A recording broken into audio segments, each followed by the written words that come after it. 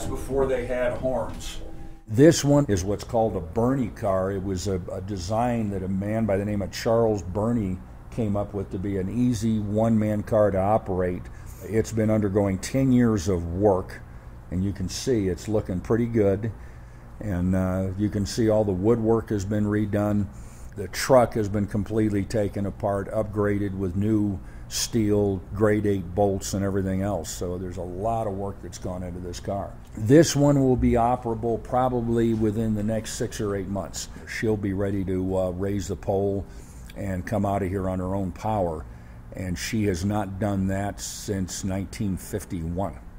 This was the last streetcar to make a revenue run in the state of Colorado when she came in June 30th, 1951 at 10:30 p.m. in Fort Collins.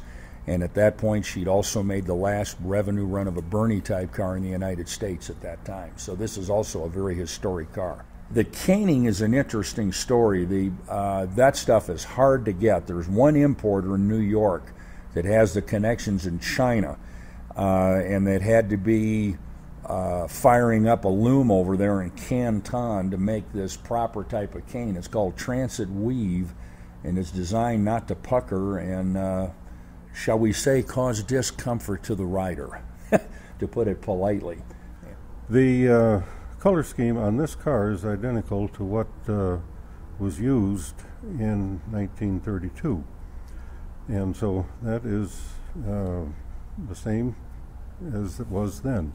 And of course, as was pointed out, the name on the letterboard up here, Coloardo Springs Interurban Railway, is the same. And the last number car that operated here in the Springs was car 134. Hence, this is car 135. So we've made it look as much like a Coloardo Springs car as we can.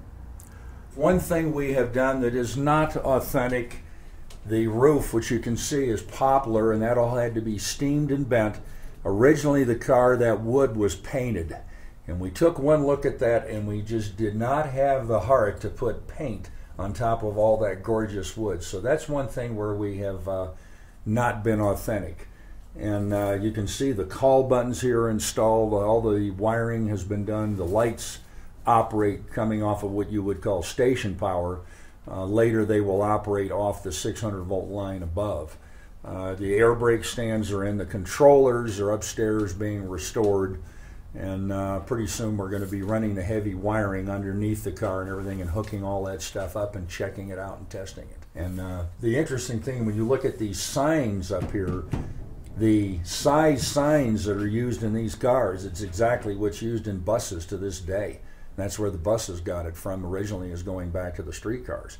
Another thing you'll notice that this car, unlike a bus, is double-ended. It can operate in either direction, and the seats fold over so that you can have two people facing each other, or you can face the direction the car is going, or if you were so inclined, you could face backwards if that's what you wanted to do.